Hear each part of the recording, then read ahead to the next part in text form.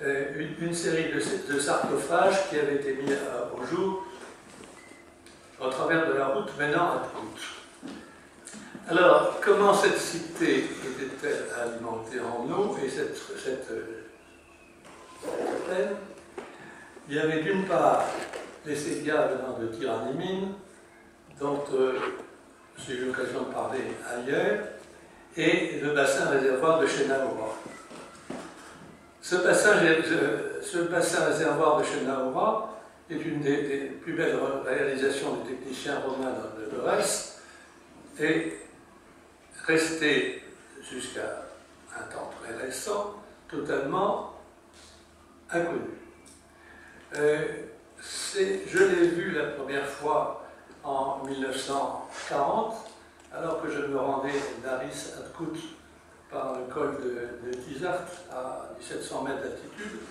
J'avais noté la présence dans la haute vallée de Monexa, qui est un affluent de l'ouest de la Bione, des vestiges d'un réservoir en pierre de grand appareil, comblé en grande partie de terre et de végétation aquatique, de tel quel il servait à l'irrigation de quelques jardins.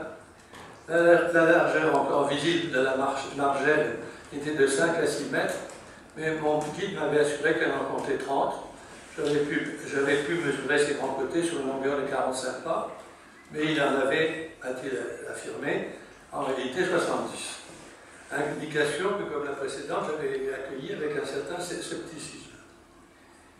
D'après ce que j'ai pu voir, la margelle de ce bassin était constituée de grandes plaques de 2 mètres sur 1 mètre 20, s'encastrant dans des piliers monolithes. S'il vous plaît, peut-on essayer de voir le petit dessin des... Non, voilà, le dessin-là. Donc le bâti est fait comme ça, c'est-à-dire que vous avez des dalles qui s'imbriquent comme ici, dans un pilier, et par-dessus il y avait une margelle, et je ne pouvais pas voir à l'époque comment ça s'incrustait dans le sol, ces pieds. Alors, en 73, toujours avec je me suis reparti pour Tkut et Chenahura pour retrouver les vestiges que j'avais entrevus. Et ah oui, ce que j'ai oublié de dire, c'est que après avoir constaté la présence de ces vestiges, j'avais interrogé toutes les archives et personne n'avait la moindre idée de ce qu'était le barrage de Chenahura, sauf quand même. Gleb n'en parle pas, l'enquête sur les travaux administratifs n'en parle pas.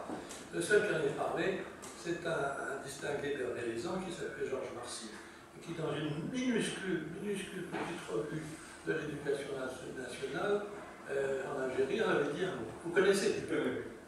Vous avez eu l'article 1942, oui, c'est ça. Bon. Alors donc, lorsque nous sommes arrivés là-bas, nous avons vu toute autre chose, c'est-à-dire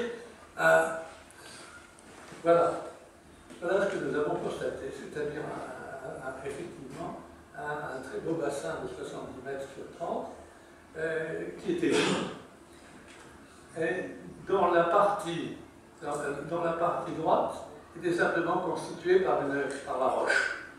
Je me suis demandé pourquoi, à un moment donné, je me suis dit c'est peut-être pour aller faire voir les animaux, mais je ne crois pas. Je crois que c'était simplement pour recueillir les eaux de ruissellement, de façon à remplir d'une façon économique le bassin en question. Alors, ce que l'on voit ici, on voit l'ancien bassin roman,